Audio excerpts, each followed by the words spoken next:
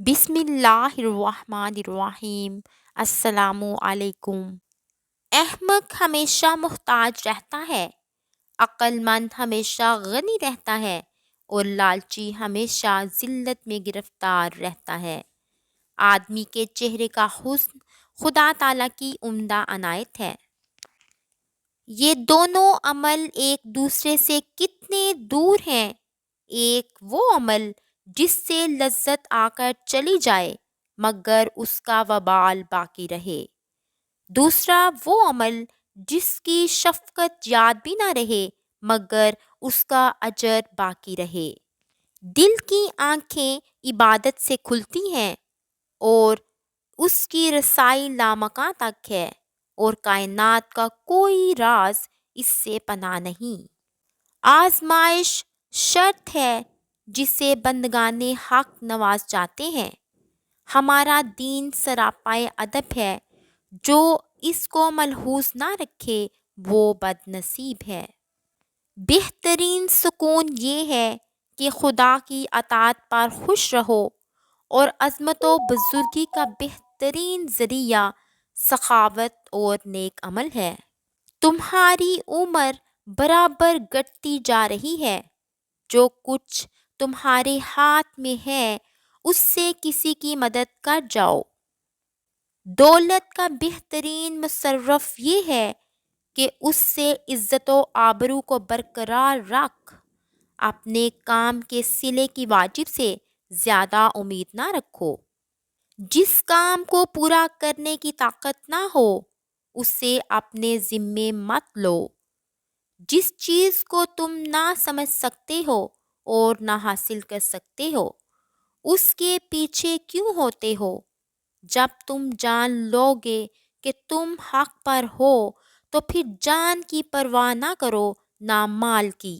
یا مالکو یا ذوالجلال والاکرام، یہ تسبیح بلا تعداد پڑھیں کہ حد سے گزر جائیں۔ چند روز بعد اس کا جلوہ ظاہر ہوگا انشاءاللہ تعالی۔ بحکم خدا فقیر کو غنی کرنا اللہ تعالیٰ کا ادنا سا کرشمہ ہے۔ دیگر خوبیاں بوقت عمل خود معلوم ہو جائیں گی۔ جو اعتدال سے خرچ کرتا ہے وہ تنگ دست نہیں ہوتا، اور لالچی آدمی ذلت کی زنجیروں میں جکڑا رہتا ہے۔ گناہوں پر نادم ہونا ان کو مٹا دیتا ہے، اور نیکیوں پر مغرور ہونا ان کو برباد کر دیتا ہے۔ اگرچہ کوئی قدر شناس نہ ملے مگر تو اپنی نیکی کو بند نہ کر۔ نیک عمل کا ثواب اس کی مشقت کے اندازے سے ملتا ہے۔ برائیوں سے پرہیز کرنا نیکیاں کمانے سے بہتر ہے۔ شکریہ میں کمی کرنے سے محسن لوگ نیکی کرنے میں بے رغبت ہو جاتے ہیں۔ تمام لوگوں میں نیک کام پر سب سے زیادہ قادر وہ انسان ہے جس کو غصہ نہ آئے۔ تیرا کلام بتا دے گا کہ تیرے دل میں کیا ہے۔ غافل پہلے قلب سے پوچھتا ہے پھر منہ سے بولتا ہے۔ مومن کے لیے دنیا ریاض کا اور آخرت کا گھر ہے۔ خالی تمنا حماقت کا جنگل ہے جس میں احمق مارا مارا پھرتا ہے۔ رضائے خالق کے خواہش مند مخلوق کی اذیتوں پر صبر اختیار کر۔ نہ کسی کی محبت میں جلدی کرو اور نہ ہی عداوت اور نفرت میں عجلت سے کام لو۔ دولت حاصل کرو مگر ایسی دولت جو تمہارے ہاتھ میں رہے، دل پر قبضہ نہ کرنے پائے۔ مجھے اس شخص پر تعجب ہے جو لوگوں کی عیب جوئی میں مشغول رہتا ہے اور اپنے آپ سے غافل ہے۔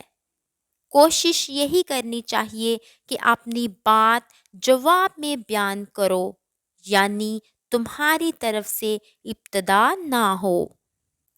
جب تک تو مخلوق کے ادب کا خیال نہ رکھے خالق کے ساتھ ادب کا دعویٰ غلط ہے، اور مصیبتوں کو چھپا قرب حق نصیب ہوگا۔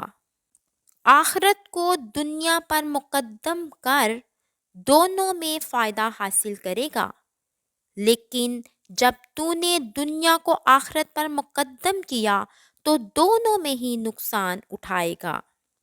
جب ذکر قلب میں جگہ پکڑ جاتا ہے تو بندے کا اللہ پاک کو یاد رکھنا دائمی بن جاتا ہے، اگرچہ زبان بند رہے۔ مومن کو گناہ یوں نظر آتے ہیں کہ کوئی ایک پہاڑ آہستہ آہستہ نیچے آ رہا ہے جو اسے پیس کر رکھ دے گا۔